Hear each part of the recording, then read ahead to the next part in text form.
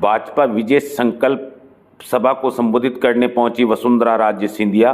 फुलेरा विधानसभा क्षेत्र के विधायक निर्मल कुमावत के समर्थन में सभा को संबोधित करने पहुंची सांबर लेक।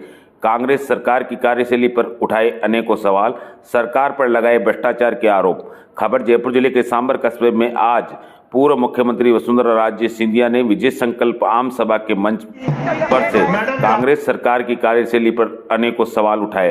जानकारी के अनुसार आज कस्बे की पुरानी दान मंडी स्थित रामलीला रंगमंच पर पूर्व मुख्यमंत्री वसुंधरा राजे ने फुलेरा विधानसभा क्षेत्र के भाजपा प्रत्याशी एवं हैट्रिक विधायक निर्मल कुमावत के समर्थन में आम सभा को संबोधित करते हुए अशोक गहलोत के नेतृत्व में संचालित कांग्रेस सरकार की कार्यशैली पर अनेकों सवाल उठाते हुए भ्रष्टाचार जैसे संलग्न आरोप लगाए गए। साथ ही वसुंधरा राजे सिंधिया ने अपने कार्यकाल में संचालित पूर्व भाजपा सरकार में क्षेत्र के विकास के लिए करोड़ों रुपए खर्च कर विकास कार्य कराए, उसका भी गुणगान किया। साथ ही क्षेत्र के पर्यटक को बढ़ावा देने के लिए हमारी सरकार ने करोड़ों रुपए खर्च कर किए गए स्ट्रेचर को दुर्दशा की ओर धकेलने का कार्य किया है इस कांग्रेस की सरकार ने।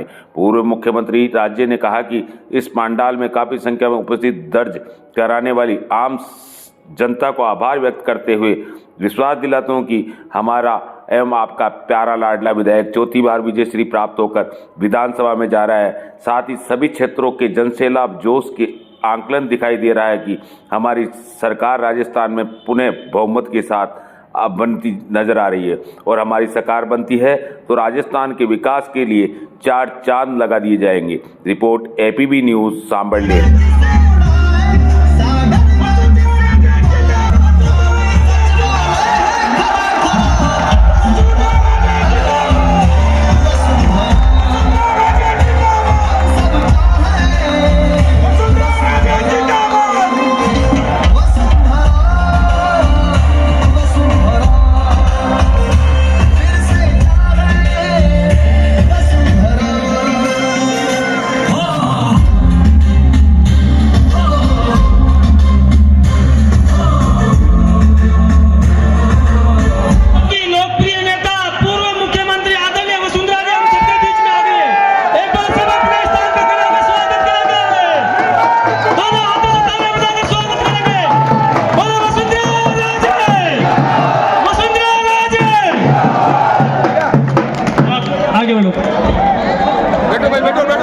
मैडम आपका अभिनंदन, आपका स्वागत। यह वह नगरी है, ऐतिहासिक नगरी है जिसके के पूर्व में अश्वत्थामा की तपोस्थली देवी यानी पश्चिम में पृथ्वीराज चौहान के कुलदेवी मां शाकंभरी स्थित है, दक्षिण में दादू मोक्ष धाम भैराना भी स्थित है और इसी के ठीक उत्तर में स्वदेशी का पाठ पढ़ाने वाली, स्वदेशी का हमें संकल्प दिलाने वाली नमक की झील स्थित है। अब मैं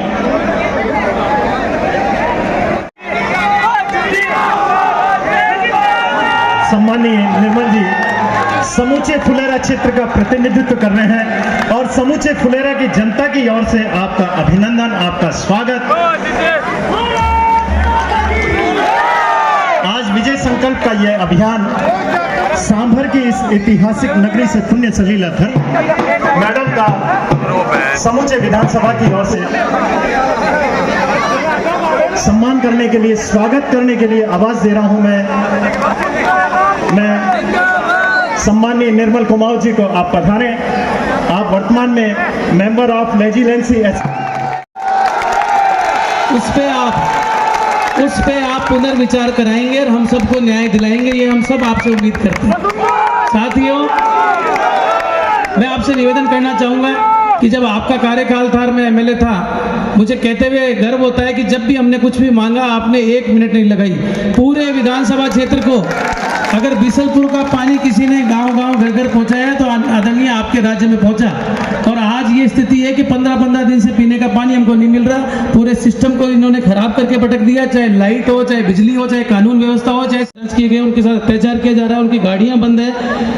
क्यों? वो जिले के आंदोलन में शामिल थे कि हमारा का जिला नहीं बना। सैकड़ों आदमी, 800-900 आदमी भी मुकदमा दर्ज है माननीय मैम। तो आपसे निवेदन है कि जब हमारी सरकार आए तो उन लोगों को भी यहाँ राहत मिले। हमारे भाई हैं, हमारे बंधु हैं, हमारे काम के लिए वो गए थे। इन्हीं शब्दों के साथ मैं आप सबसे ये अपील करूंगा कि आने वाली 25 तारीख को इसी जोश और खरोश के साथ पूरी ताकत, आने वाला समय अपना ही होगा। माननीय वसुंधरा जी हमारे बीच से पधारी है, निश्चित तौर पे हमारा आने वाला समय बहुत उज्जवल होगा। बहुत बहुत धन्यवाद। जय हिंद, जय भारत।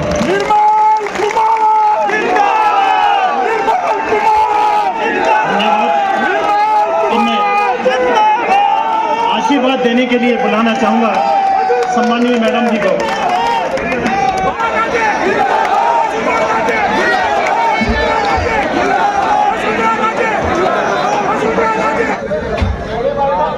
हमारी मदद के लिए जम्मू और कश्मीर से पधारे हुए मंत्री श्री दलजीत सिंह जी, आ जाओ इधर, आ जाओ दलजीत सिंह जी। भैया तालियों से जोर से बोलना है। हमारे इलेक्शन में मदद करने के लिए इनके लिए बहुत बहुत आपका स्वागत है। और नहीं लाऊंगा, नहीं चिंता मत करो। हमारे जिला अध्यक्ष राजेश जी और जिला महामंत्री अजयपाल सिंह जी, ओबीसी मोर्चा के प्रदेश अध्यक्ष चंपालाल जी,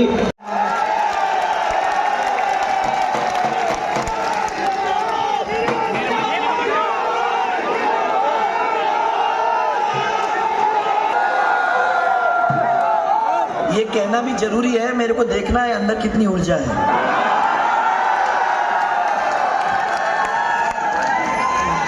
जिधर ना मैं देख रही हूँ इधर शांत खड़े थे, जैसे निगाह पड़ी बिल्कुल दोनों हाथ ऊपर करके चिल्लाना शुरू कर दिया। फिर सब दूर में और मैंने उस समय भी निर्मल जी को कह दिया था, भैया थोड़ा सा शांति रखोगे, आप लोग गिरोगे, देख लो ऐसे खड़े हो ना, वहाँ कोई गिर जाएगा, सिर फटेगा वहाँ, देखो संभाल के छूगे।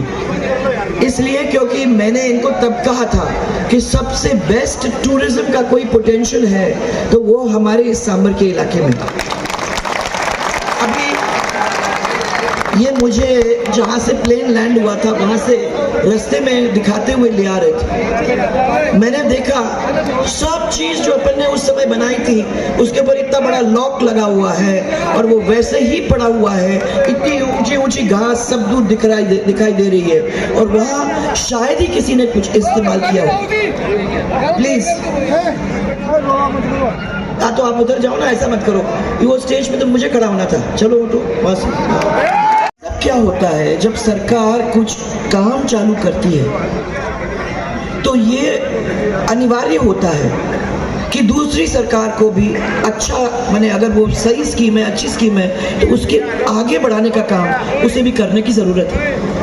इतना सारा सरकारी पैसा इस्तेमाल करके, जनता का पैसा इस्तेमाल करके अगर हम उसको वैसे ही छोड़ दें तो एक किस्म से पाप है, क्योंकि ये पैसा तो आप ही का पैसा है और इस पैसे को सही तरीके से इस्तेमाल नहीं करेंगे तो ये समझो कि हमने उसे फेंक दिया है। भाई साहब आप इधर आ जाओ। तो क्या होता है कि ये लोग सब चिड़िया जैसे सबके इधर से उधर, मैंने कहा कि भैया सब चिड़ियों को बोल दो अभी अंधेरा हो गया, फिर चुप हो जाए, शांति से बैठे खड़े हो जाए। देवयानी कुंड को ठीक करने के लिए मैंने इनको कहा कि मैं पैसे क्या, जितना पैसे की आपकी जरूरत है मैं वो पैसा आप लोगों को दे दूंगी ताकि देवयानी कुंड का जीर्णोद्धार हो जाए। यह हमारे इतिहास का मामला है, हमारे शास्त्रों का मामला है। उसके अंदर अगर उसको अच्छा बना के और आपकी सिटी को एक नई जिंदगी देने का काम हम कर सकते हैं तो हम चाहेंगे कि वो हो। परंतु निर्मल, मैं समझती हूँ कि हम लोगों को इसके बारे में फिर से सोचने की जरूरत होगी। सरकार अगर कोई इस तरीके से पैसा इन्वेस्ट करना चाहती है या करती है तो अपने को या तो एक कमेटी बनाने की जरूरत है या एक ग्रुप बनाने की जरूरत है। जो सरकार अगर रहे न रहे वो आगे इसको संभालने का और चलाने का काम अपने हाथों में ले सकती है। इसके बारे में अपने को सोचने की जरूरत है। फिर मैं वहां से निकलते हुए आपके शाकांबरी देवी के यहाँ गई। पूरा रास्ता देखने को मिला, बहुत अच्छा रिजॉर्ट भी वहाँ बन गया है। आपका जो बहुत सुंदर माने लेक है, उस तालाब को देख के मज़ा आ जाता है। और जब मैंने चिड़ियों की तस्वीरें देखी उस समय, तो मुझे लगा कि बहुत सारे लोग खाली उन चिड़ियों को सीज़न में देखने के लिए यहाँ आना चाहेंगे। और फिर माई का मंदिर इतना सुंदर है कि उसके दर्शन करने के लिए भी लोग दूर दूर से आना चाहेंगे। जहाँ भी मैंने देखा कि किसी भी मंदिर की ज़रूरत जीर्णोद्धार की है, ऐसे मंदिर के अंदर जहाँ लोगों की आस्था है, वहाँ पैसा देना जरूरी हो जाता है। वो मंदिर फिर से ठीक ठाक हो जाता है, जनता का जीव उसके साथ जुड़ा हुआ है, मंदिर बहुत सुंदर हो जाता है, अच्छा जीर्णोद्धार उसका हो जाता है, तो जनता भी फिर से अपने पैर पे खड़ी हो जाती है, आशीर्वाद देवी का उनको मिल जाता है और क्षेत्र के अंदर खुशहाली हो जाती है।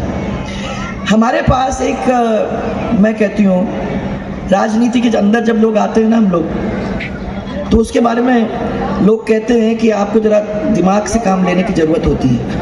वो ठीक है, दिमाग से तो काम लेना ही पड़ता है, परंतु अगर दिल से दिमाग से हम दोनों को मिला के काम नहीं करते, तो मैं समझती हूँ कि हम जनता तक पहुँच ही नहीं पाएंगे। आज इतने सारे लोग यहाँ बैठे हुए हैं, अगर दिल और दिमाग नहीं लगता तो शायद ये लोग इतने आते। मैं मानती हूँ कि दिमाग के लिए इतना नहीं आता है कोई।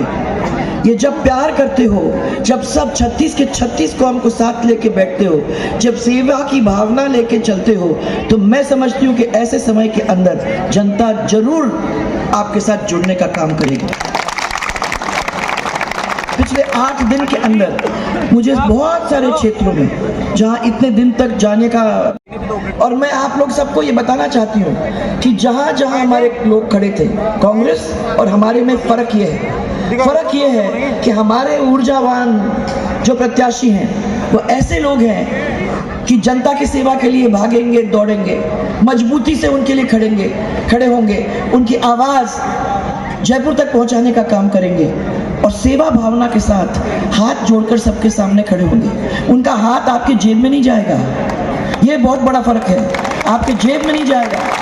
आज आपके सामने खड़ा है, मुझे मालूम है कि एक ऐसा व्यक्ति है जो आपके लिए सब कुछ करने को तैयार है, परंतु अपना ईमान नहीं बेचेगा।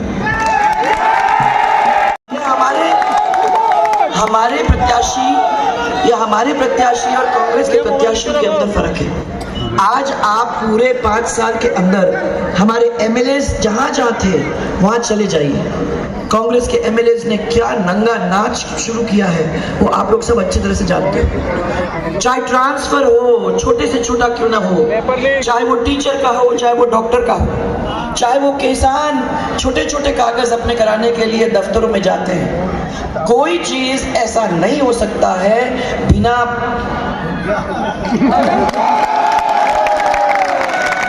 हाँ में हाथ तो मिला रहे हो, परंतु मुझे वो वादे पूरे हुए कि नहीं हुए आपको मालूम ही नहीं है। कौन से वादे की बात कर रही हूँ मैं, कौन सी बात है? अरे चलो, मेरे को 7 वादे किए हैं, उसमें एक तो बिजली है, मिल रही है। एक क्या जनरेटर की आवाज है? जनरेटर चल रहा है? अरे मुझे लगा सांबरी एक ऐसी जगह है जहां शायद जनरेटर नहीं चलता है और आप लोगों को अच्छी बिजली मिलती है, जयपुर के बिल्कुल पास ही है, तो क्या प्रॉब्लम हो सकती है? ये कह रहे हैं कि इलेक्शन जब आता है तो ऐसी बिजली आ जाती है, कुछ बिजली तो मिलती है, परंतु जब इलेक्शन नहीं आती है तो 5 साल में बिल्कुल ही नहीं आती है, बिजली गोल हो जाती है। पर मुझे तो किसी ने बताया कि इन लोगों ने आपको ये कहा कि हम आपको 100 यूनिट बिजली देने का काम हम करेंगे। मिली फ्री बिजली मिली? किसी को नहीं मिली ना। अब मिलेगी भी कैसी जब आपके ये बिजली नहीं है, तो कहां से मिलेगी फ्री? और आपको 72 घंटे में कोई ट्रांसफार्मर खराब हो गया तो आपको मिल गया क्या ट्रांसफार्मर? 15 नहीं, 72 दिन मैं कहीं ट्राइबल एरिया में गई हूँ, रो के मेरे को बोले कि हमारा तो ट्रांसफार्मर गया, तो वो तो कहा था कि 72 घंटे। कह रही हूँ आपको कि अगर हमारी सरकार रहती तो जो 50-60 हजार करोड़ की हम लोगों के कर्जा लग गया था हमारे बिजली की कंपनीज पे, उसको हम लोगों ने 10,000 करोड़ तक लाके छोड़ दिया था। सरकार रहती तो हम लोगों के बिजली के दाम 2 रुपए, 2.5 रुपए, 3 रुपए वहां तक हो जाते। से 95,000 करोड़ तक कर्जा बढ़ गया है और फिर से आपको उसी रास्ते से जाना पड़ेगा जिस रास्ते से हम लोगों ने इतने बड़े मुश्किल से आप लोग तक निकालने का काम किया। अब मुझे समझ में नहीं आया ये जो अपना है ना एक बार दूसरा, ये कोई जरूरी नहीं है। काम के ऊपर अपने को वोट देने की जरूरत है। 5 साल इसके 5 साल उसके नहीं होते। आपको याद होगा पिछले 5 साल में मैंने गौरव यात्रा निकाली थी और गौरव यात्रा में आप लोग सबके बीच में आके मैंने पूरी रिपोर्ट कार्ड आपको दी कि ये काम हुए और मैंने आपसे पूछा और आप सबने मुंडी हिला के मेरे कहा हाँ ये भी हो गया, वो भी हो गया, वो भी हो गया और ताली बजा के बहुत खुश हुए। तो मैंने कहा कि भैया जब काम इतना सारा किया है तो फिर तो साथ भी देंगे ही देंगे। यहाँ तो किया, यहाँ मैं नहीं कहूँगी आपने, यहाँ तो किया, यहाँ आपने किया, यहाँ तो किया, मैं आपके नहीं कहूँगी। मुंडी हिला के मेरे को सबने कहा है सरकार बनाएंगे, चिंता बिल्कुल ही मत करना। मैंने इन लोगों को कहा कि क्या बात हो गई, कर्जा माफ करने के बाद सर्टिफिकेट आप लोगों को देने के बाद पूरा किया कि नहीं किया? सब लोगों को जिनको कर्जा माफ कराना था वो कर्जा माफ उनका हो गया। तो कांग्रेस वाले खाली आप लोगों के बीच में आके बोल गए कि चिंता मत करो हम आपके सब कर्जे माफ कर देंगे। यहाँ पढ़े लिखे लोग बैठे हुए हैं, बताओ मुझे क्या सब कर्जे 10 दिन में माफ हो सकते हैं?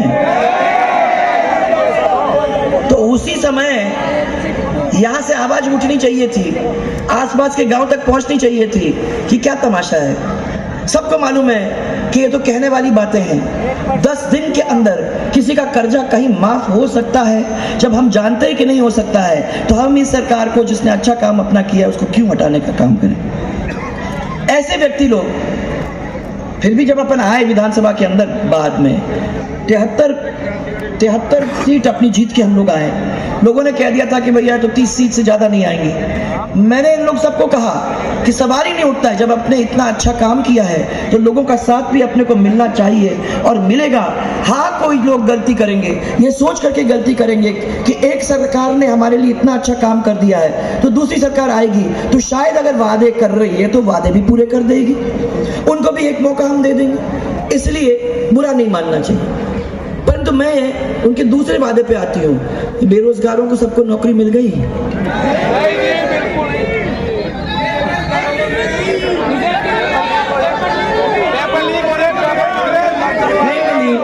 नहीं मिली होगी, मुझे मालूम है। 3 बार नहीं 19 बार अपना रिकॉर्ड तोड़ है पेपर लीकों का, रिकॉर्ड तोड़। और मैं कह रही हूँ कि इतने बेरोजगारों के पेट पर लात मारने का काम किया है कि उनकी सबकी बद्दुआएं सरकार को खा जाएगी, छोड़ नहीं सकती। 70 लाख बच्चे पढ़ के उनकी माताएं, उनके परिवार वाले कितने दुखी हुए होंगे। पढ़ के उनने जाके अपना परीक्षा दिया और बार ये पेपर लीक होने की वजह से किसी को नौकरी नहीं मिली। सरकार के अंदर इतनी सारी नौकरियां खाली पड़ी हुई हैं, यहाँ इतने सारे बेरोजगार बैठे हुए हैं, परंतु हम नौकरी नहीं भर पाए और हम इन बच्चों को जो वादा किया था उसको पूरा नहीं कर पाए। मैं समझती हूँ अपने आप में कितनी गंदी बात है। इसी तरीके से पीने के पानी का काम आप लोगों ने देखा होगा, जल जीवन मिशन, राइट, इसके बारे में बहुत लोगों ने बात की है और वहाँ 40,000 करोड़ रुपया हमारे प्रधानमंत्री जी ने पूरे देश के अलग अलग स्टेट्स के अंदर भेजने का काम किया है। यहाँ भी पैसा आया, दूसरे लोगों ने तो अपना काम कर आके घर पानी पहुंचाने का काम कर दिया, तोड़ ताड़ करके सब जगह के अंदर पाइपों को घुसाने का काम कर दिया और सबके घर के सामने एक नीली सी पाइप निकल के, आपने देखा होगा, एक नीली सी पाइप निकल के वहां, और इनसे पूछो कि ये क्या है, ना इसका नलका है ना कुछ है, वैसे निकली हुई है, यही है पानी आ गया। अरे भाई पानी आ गया, आपका वो एक पाइप निकला हुआ है, पानी तो कभी एक बूंद नहीं आया। और ये आपके यहाँ नहीं है कि एक टंकी के अंदर, जो पुरानी टंकी थी उसके अंदर पाइप घुसेड़ने का काम कर दिया। पहले उस टंकी में से 100 आदमियों को बेचारों को पानी मिल रहा था, अब उसके अंदर वो दूसरी पाइप घुसेड़ने के बाद वो बेचारे 100 को भी पानी नहीं मिल रहा है। इतना तो जल जीवन मिशन का सत्यानाश करने का काम इन लोगों ने किया है। तो ना पानी मिल रहा है, ना सिंचाई की भी था। ये सब हर जगह पे जहां जहां पंचायत हेडक्वार्टर थे वहां हमने किया। जो शिक्षा की स्थिति थी राजस्थान के अंदर वो बिल्कुल जमीन के ऊपर थी। इतनी खराब स्थिति थी राजस्थान के अंदर कि कोई भी अपने बच्चों को यहाँ नहीं भेजना चाहता था। परंतु जब सरकार हमारी गई तो मुझे गर्व है आपको ये बताते हुए कि हमारा प्रदेश दूसरे नंबर पर पूरे देश के अंदर शिक्षा के अंदर आ गया था। अब अगर सरकार रहती तो शायद ये शिक्षा की स्थिति एक नंबर पे आ जाती और हमारे बच्चों की पढ़ाई लिखाई और टीचर्स की भर्तियां और टीचर्स का वहां रहना वो एक दफा के लिए अनिवार्य हो जाता। परंतु प्रॉब्लम क्या है, आज डेप्यूटेशंस के ऊपर डेप्यूटेशंस। अगर मेरी इनके साथ अच्छी है तो मैं अपना डेप्यूटेशन करा लेती हूँ। स्कूल खाली पड़े रहते हैं और डेप्यूटेशंस के मारे नाक में दम हो गया है। इसी तरीके से डॉक्टर्स के साथ डेप्यूटेशंस। तो जो कहते हैं कि जो इलाका दूर दराज का इलाका है उसके अंदर तो कोई है ही नहीं किसी की मदद करने के लिए। अब ये हम लोगों ने अपने टाइम में देखा था कि ऐसा कुछ नहीं होगा। जगह जगह के ऊपर आपको टीचर भी मिलता था, आपको डॉक्टर भी मिलता था। ये सब माताओं बहनों के लिए हमने कार्ड दिया। आपको याद होगा भामाशाह का कार्ड, ये मैंने माताएं बहनों के लिए स्पेशली बनाया था क्योंकि मैंने कहा जो महिला है उसको सम्मान मिलना चाहिए और उस सम्मान का उसके कार्ड के ऊपर उसकी शक्ल और उस कार्ड के ऊपर सब जो सरकारी पैसा आता है वो आपके उसमें चला जाएगा। और उसके साथ भामाशाह स्वास्थ्य बीमा योजना को जोड़ने का काम हमने किया जिसमें 30,000 से लेकर 3 लाख तक कोई भी बीमारी आप कार्ड लेके चले जाओ तो आपकी वो बिना पैसे के कंप्लीट हो जाती थी अस्पताल में। और मुझे याद है कि SMS हॉस्पिटल के अंदर मैं किसी बीमार को देखने एक दफ़ा गई थी तो किसी ने मेरे पीठ को हिलाने का काम किया। मैं मुड़ के देखा तो एक महिला थी, रो रही थी। क्या हुआ? तो उसने कहा कि मैम मैं आपको डिस्टर्ब नहीं करना चाहती पर आपको बताना चाहती हूँ कि मेरे पास आपका कार्ड है और कल रात को मेरे हस्बैंड को बहुत बड़ा बुरा हार्ट अटैक हुआ। मैं बिल्कुल पागल हो गई क्योंकि मुझे समझ में नहीं आया, अकेली थी घर में कि मैं क्या करूं। मैंने अस्पताल को फ़ोन किया तो अस्पताल ने कहा और मैंने कहा उनको कि मेरे घर में पैसे नहीं है। उन्होंने कहा कार्ड है क्या? तो उन्होंने कहा कार्ड है। तो उन्होंने कहा अपने हस्बैंड को और वो कार्ड को लेके अस्पताल की इमरजेंसी में तुरंत चले आओ। और उन्होंने कहा कि रात को उसका ऑपरेशन हो गया, उसका ऑपरेशन हो गया और आज वो ठीक बने, उसकी कंडीशन अब ठीक हो गई, वो ठीक रिकवर कर जाएगा। और मैं आपको खाली धन्यवाद देने के लिए आई। क्यों हुआ ये? क्योंकि हमारे सरकारी अस्पताल भी थे, हमारे प्राइवेट अस्पताल भी, उसके अंदर हम पे विश्वास हमारी महिलाओं के ऊपर है। रोज रोज उनके साथ अत्याचार हो रहे हैं, बलात्कार हो रहे हैं, दलितों के साथ अत्याचार हो रहे हैं। कोई नहीं छोड़ रहा इन लोगों को। राजस्थान का नाम आज कलंकित हो गया है इसके बारे में। और मैं समझती हूँ कि हमको शर्म आनी चाहिए क्योंकि राजस्थान एक वो जगह है जहाँ हमारी महिला की इज्जत, उसका मान सम्मान के लिए आदमी मर जाता था परंतु उसके लिए छोड़ता नहीं था। आज ये स्थिति है कि हमको हमारा सिर शर्म से झुकाना पड़ता है। हमारी बच्ची अगर स्कूल चली जाती है तो डर लगता है कि कहीं वापस घर आएगी कि नहीं और कब आएगी। डर लगता है कि नहीं लगता? आज ये स्थिति हम लोगों को देखने को मिल रही है। कहीं भी इंडस्ट्री नहीं है, कहाँ जाएंगे अपन? इंडस्ट्री तो वहाँ आ सकती है जहाँ लोग पढ़ेंगे लिखेंगे, जहाँ बिजली आती है, जहाँ पानी की कमी नहीं है, जहाँ रोड बने हुए हैं। जब अभी ये निर्मल कह रहे हैं कि अच्छा है आप वापस जा रहे हो बाय रोड, आपको दिखाई देगा कि रोड की क्या स्थिति है। बिल्कुल। देखो खुश हो रहे हैं, इसी में सब खुश हो रहे हैं कि भैया कोई रोड पे से वापस जाना ही पड़ेगा। अच्छा हो गया, अंधेरा हो गया, धक्के खाते हुए घर वापस जाएगी तो उसको समझ में आएगी कि भाई हम लोगों के रोड्स की क्या स्थिति है। मजे आ रहे हैं, सबको मजा आ रहा है। तो ठीक है, वो तो देखने को मैं तैयार हूँ, परंतु मैं आप लोगों को इतना ही कहना चाहती हूँ कि ये सब चीज़ों को हम लोगों ने ठीक करने की अपने समय में कोशिश की थी। और फिर पानी के उसमें मैंने ये ईस्टर्न राजस्थान कैनाल का एक कार्य हाथ में लिया था। इस कार्य ये क्यों लिया? क्योंकि मैंने देखा कि जो नदी के किनारे की जो डिस्ट्रिक्ट्स हैं और उसके आगे के जो डिस्ट्रिक्ट्स हैं उनमें पानी की बहुत किल्लत अभी भी हो रही है। जैसे अजमेर के अंदर अगर आप देखो तो आज भी 2 दिन में एक दफ़ा पानी मिलता है। और यहाँ भी ना आ रहा हूँ मैं, वहाँ से आप यहाँ तक पहुँचोगे तो ये पानी जो बीसलपुर का यहाँ आना था जयपुर के अंदर और आसपास, वो क्योंकि नहीं, और अजमेर वालों ने बीच में ही रोक दिया है। उन्होंने कहा ये कहाँ से पानी जाएगा? जब हम पी नहीं सकते तो जयपुर कहाँ जाएगा? इसलिए हमने कहा था कि ERC अगर हम बना लेते हैं तो पीने का पानी, सिंचाई का पानी, इंडस्ट्री का पानी, ये 3 पानी अगर हम लोगों को मिल जाते हैं तो कहीं लोगों को इससे राहत मिल जाएगी। परंतु जैसे हमेशा करते हैं कांग्रेस वालों ने उसको भी राजनीति के अंदर फंसाने का काम कर दिया है, तो आज वो भी राजनीति में फंसा हुआ है। पर मैं आपको कह सकती हूँ कि बीजेपी की सरकार आएगी और जब भारतीय जनता पार्टी की सरकार आएगी तो इसको निकाल करके जहां तक पानी पहुंचाने का काम है उसको पहुंचाने का काम करेगी। थोड़ा इसके बारे में आपको बताऊं, हमारा मन था कि जब इसका पानी, चंबल का पानी हम लोग उठा के बीसलपुर के बांध में डालते हैं, तो बीसलपुर के बांध में जो सूख जाता है समय में, तो वो पानी अपना अजमेर तक आ जाएगा, तो अजमेर के अंदर पानी पीने का हो जाएगा और फिर क्योंकि आगे आएगा किल्लत नहीं होगी तो जयपुर और जयपुर के आसपास भी ये पीने का पानी आप लोग सबको मिल जाएगा। इसीलिए बहुत ज़रूरत है कि टाइम खराब न करके हमने ये सोचा था कि 5 साल है, इस 5 साल के अंदर उन्होंने बहुत कुछ कवर कर लिया होगा, परंतु उन्होंने कवर के बारे में तो सोचा ही नहीं, राजनीति के अंदर और फंसाने का काम कर दिया। तो ये चीज़ जब तक उस राजनीति में से नहीं निकलेगी तब तक हम इसको आगे बढ़ा नहीं। हमारे साथ अन्याय हो गया, हमारे साथ अन्याय हो गया। तो मुझे मालूम है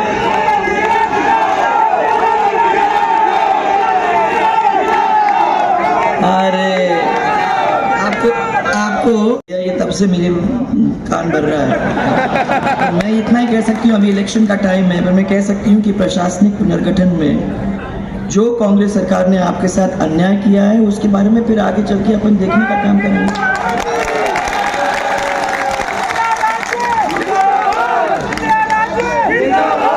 पिछले नवंबर के महीने में आपकी बड़ी संख्या में चिड़िया मरी।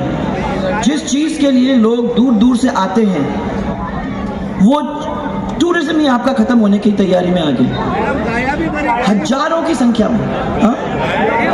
अब वो तो उसके बाद पहले तो चिड़िया मरी, उसके बाद फिर आपकी गायों का हुआ, ट्रेन भी नहीं चली सर अभी तक। वो मैं इसलिए कह रही हूँ आप लोगों को कि अगर ऐसा ही चलता जाएगा तो आपका टूरिज्म तो बिल्कुल ही खत्म हो जाएगा। इसलिए ये सरकार को अपने तंत्रों से पता करने की कोशिश करनी थी कि क्या कारण था जिसकी वजह से ये हुआ। आज तक इस सरकार ने ये पता करने की कोशिश ही नहीं की है कि ये मरी तो क्यों मरी, छोड़ दिया भगवान के ऊपर, मर गई, हो गया, सब कुछ खत्म। अब इसके बारे में अपने को पता करने की जरूरत नहीं है और मैं समझती हूँ कि बहुत जरूरी है, क्योंकि आगे चल के कभी होता है तो ये प्रॉब्लम आनी नहीं चाहिए फिर से। इसको किस तरीके से खत्म कर सके उसके बारे में हम लोगों को मिलकर सोचने की जरूरत है। ये मैं समझती हूँ कि निर्मल जी आप जीत के जाओगे तो हाँ, आपको भी ये बात ऊपर वालों को कहने की जरूरत है। बिल्कुल बिल्कुल। आपके सांबर लेक के पर्यटन के विकास के लिए मैंने 100 करोड़ आपको अलग से दिए थे और 50% काम भी मैं समझती हूँ हो गया था। आपकी जो रेलवे लाइन अंदर से जाती है उस रेलवे लाइन को सुदृढ़ करने के लिए भी हमने आपको पैसे दिए थे, परंतु यहाँ के पर्यटन को नुकसान पहुँचाने का काम इस कांग्रेस ने किया, उसको आगे ही नहीं बढ़ाया। सांबर का देवयानी सरोवर और नरेना का गौरी शंकर तालाब कांग्रेस की उदासीनता की वजह से पूरी सूखी पड़ी है। मैं कई बार इन लोगों को कहा उस समय कि पैसे की कमी नहीं है भाई, तुम पैसे लगाओ, तब तो पानी आता था उस समय। परंतु उसके बाद सरकार आई, ये छोटी छोटी चीजों के ऊपर कोई ध्यान ही नहीं देने को तैयार है। ये सिटी को देना पड़ेगा। इसलिए मैं कह रही हूँ कि एक कमेटी बना के उसके हाथ में अपने को अगर ये दे देते हैं तो आगे चल के सिटी के लोग उस खुद ही अपने चीज को संभालने का काम अगर करेंगे तो सरकार से ज्यादा अच्छा काम वो करके देंगे, ये मैं विश्वास करती हूँ। फिर प्रचार हुआ, उसके बारे में अपन ने सुना, पैसा नहीं दिए वे लोग नगर पालिकाओं में पट्टे के लिए चक्कर खा के थक के बैठ गए, ये भी आप लोगों ने देखा है। और इसी तरीके से क्या हुआ ना दो, इनको बता देना बाद में चली जाऊंगी तब। मैं इसीलिए खाली कहने आई हूँ कि काम तो कभी खत्म नहीं होगा भाई, चलता रहेगा, परंतु इस काम को ठीक तरीके से करने का ऐसा व्यक्ति होना चाहिए जो इसकी जिम्मेदारी लेगा और जो इसके लिए दौड़ भाग करने को तैयार है, जिसको थोड़ी समझदारी है कि ये हमारे इलाके में अगर ये काम हो जाता है तो उसका क्या फ़ायदा हमको मिलेगा। मैं समझती हूँ आपके पास निर्मल है, आपने इसको अच्छी तरह से इसको परखा है, इसको देखा है। हाँ, आप लोगों के बीच में कभी कभी अटर पटर हो भी जाती होगी, परंतु सेवा करने में तो फिर लगा ही रहता है। इसीलिए आज मुझे कहना है कि यहाँ सब समाज के लोग बैठे हुए हैं। हमारे बीच में लोगों ने कई दीवारें खड़ी करने की कोशिश की है, अभी भाई कई यहाँ तो आपने देख लिया, अलग अलग समाज के अंदर भी समाज के झगड़े पैदा करने की कोशिश की है। ऐसा चलता रहेगा भाइयों, पर मैं ये कहना चाहती हूँ आप लोगों को, सब पूरे समाजों को एक टेबल पे बिठा के, कंधे से कंधा लगा के, 36 के 36 कौम को साथ लेकर अगर हम लोग आगे बढ़ चलेंगे तो मैं आप सबको विश्वास दिलाना चाहती हूँ कि विकास होगा और वो सबका होगा। किसी एक का विकास नहीं होता है। अगर पानी का हैंडपंप लगता है, अगर पीने का पानी आता है, अगर सिंचाई का पानी आता है, अगर रोड बनता है, अगर बिजली आती है, तो किसी एक समाज का नहीं होता, किसी एक व्यक्ति का नहीं होता, सबका होता है। तो जब सबका है, सब समाजों का है, तो झगड़ा मिलाकर चलोगे तो आप देखोगे कि जहां 100 काम हो सकते थे वहां 200 काम हो जाएंगे, उसका विकास आपके लिए नहीं रुकेगा। तो आज मैं इतना ही कहने आई हूँ। मैंने कहा मेरा यहाँ उतर के एक दफा निर्मल को देख के आऊँ, आप लोग सबसे मिल के आऊँ, आपकी आंखों में आंख डाल के ये तो देखो कि आपका मन क्या चल रहा है। क्योंकि मैंने देखा है किसी भी क्षेत्र में अगर चले जाते हो तो जब मंच पे खड़े हो जाते हो और 1 मिनट के अंदर जब आप आंखों में आंख डाल के लोगों को देख देते हो तो मालूम पड़ जाती है कि मन किधर जा रहा है। अगर वो आंखों में आंख डाल के मुस्कुरा के खुश होके आपकी तरफ देखता है तो मानो कोई चिंता की बात नहीं है, जैसे आप आज कर रहे हो।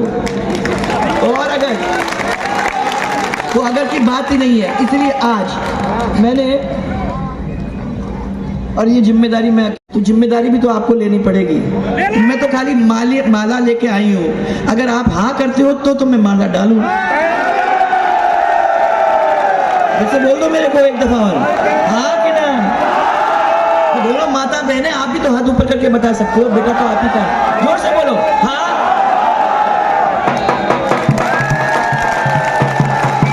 अब जिता के 25 तारीख को मेरे पीले आवल प्लीज लेकर के आप मेरा निमंत्रण स्वीकार करके पहुंचे और 25 तारीख को अपना 11 बजे के पहले वोट डालकर घर आ जाएं, तब मैं मानूंगी कि जोरदार तरीके से आपने निर्मल को जिताने का काम किया। और फिर याद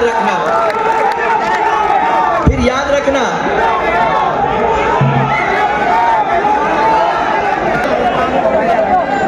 फिर एक चीज ध्यान रखने की जरूरत है। जो परिवार का आदमी होता है ना, वो ज्यादा चिंता करता है। जो बाहर के आदमी होते हैं ना, उन्हें क्या समझ कि आपको क्या जरूरत है, आपको किस बात की जरूरत है।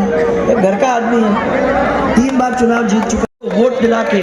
और यहाँ तो क्या है, आपने कितने वोटों से पिछले बार जो किया ना, इसका 50 गुना करके मेरे को दोगे, तब तो मैं मानूंगी कि हाँ यार 51,000 तो होने चाहिए भाई। इतना लेजी पना तो अपने को नहीं करना।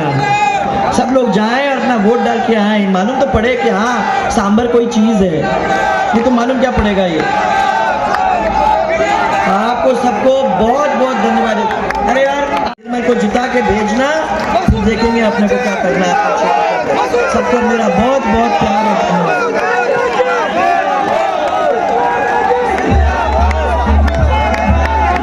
के लिए निवेदन करूंगा। मनमोहन सिंह जी से भी आग्रह है कि वे मंच पर आए। वे आज कांग्रेस की सदस्य विवेक शर्मा जी, प्रजापत समाज के पदाधिकारी आए, पधारे, मैडम का सम्मान करें। फुलेरा भाजपा महिला मोर्चा प्रजापत समाज के महानुभाव कृपया तुरंत मंच पे आए। प्रजापत समाज के महानुभाव आदरणीय मैडम का स्वागत करें।